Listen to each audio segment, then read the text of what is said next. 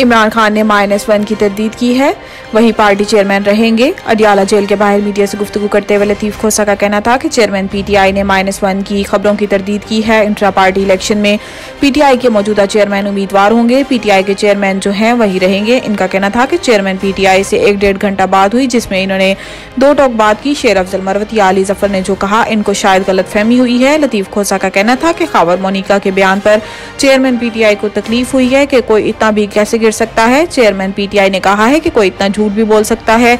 सियासत में सब होता है, केसेस बना दिए जाते हैं, लेकिन कोई इतना गिर सकता है। इमरान खान के वकील का कहना था कि साबिक वजीर आजम की शादी को 6 साल हो गए।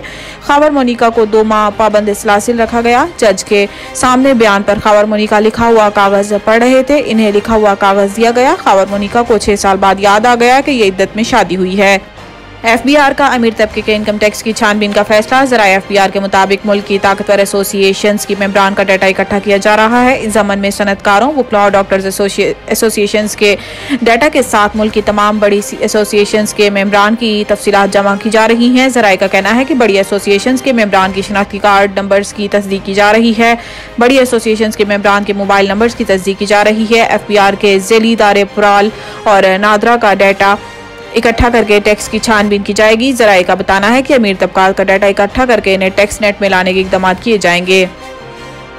लापता बलोच तलबा बाजियाब ना हुए तो वजीर आजम पर मुकदमा होगा और घर जाना पड़ेगा। इस्लामाबाद हाई कोर्ट में बलोच तलबा बाजियाबी कमीशन की सिफारिशात पर अमल दरामद केस की समाअत हुई। निगरान वजीर दाखिला सरफराज बुगटी, निगरान वजीर इंसानी हकूक खलील जॉर्ज, लापता बलोच अफराद की फैमिलीज अदालत के सामने पेश हुई। अदालत ने कहा है कि मजमूई तौर पर 69 तलबा लापता थे। अटॉर्नी जनरल ने बताया है कि वजीर आजम बैरून मुल्क होने की वजह से पेश नहीं हो सके। मजीद 22 बलोच तलबा बाजियाब हो गए हैं। 28 बलोच तलबा ताहत लापता हैं। मैं यकीन दहानी कराता हूँ तमाम लापता अफराद को बाजियाब कराने की कोशिश करेंगे। जस्टिस मोहसिन अख्तर कियानी ने रिमार्क्स दिए हैं कि बुनियादी हकूक का मामला है, जिसका पाकिस्तान में जो दिल कर रहा है वो वही कर रहा है। इस केस में सारे तालिब इल्म हैं, ये हमारे अपनी शहरी हैं। सारा इल्जाम रियासी एजेंसी पर आ रहा है, या तो बताएं कि दूसरे मुल्क की एजेंसी ने बंदे उठाए हैं, एक मखसूस इदारे पर इल्जामात हैं, तहकीकात भी इसी से कराएंगे। रियासी इदारा कोई काम करे तो इनके खिलाफ कानूनी कार्रवाई कौन करेगा? इनमें से कोई दहशतगर्द है तो कार्रवाई करें। हम कुलभूषण का ट्रायल कर सकते हैं तो इनका भी कर सकते हैं।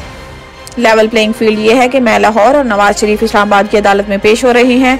एहतसाब अदालत के तलब करने पर शहबाज शरीफ रमजान शुगर मिल रेफरेंस में अदालत के रूबरू पेश हुए और अदालत को बताया कि मुझे साफ पानी केस में बुलाया गया है और गंदे नाले केस में गिरफ्तार किया गया है। मैं केस के मेरिट पर गुफ्तगू नहीं करूंगा, वो मेरा वकील करेगा। ये मुकदमा बहुत साल से चल रहा है। इन्होंने बताया है कि मुझे पहली बार साफ पानी में बुलवाया गया और गिरफ्तार आशियाना में किया। आशियाना इकबाल में मुझे आपकी अदालत ने इंसाफ दिया। इसके बाद नैब ने मुझे गंदे नाले केस में गिरफ्तार कर लिया। मुझे कहा गया कि बेटे की शुगर मिल के बाहर गंदा नाला तामीर करवाया है। ये गंदा नाला एक एमपीए ने तामीर कराया। शहबाज शरीफ का कहना था कि मेरे दौर में साफ पानी के हजारों प्रोजेक्ट लगाए गए। ये मिल हमारी वरासती शुगर मिल है, वो मैंने बेटे को ट्रांसफर कर दी है।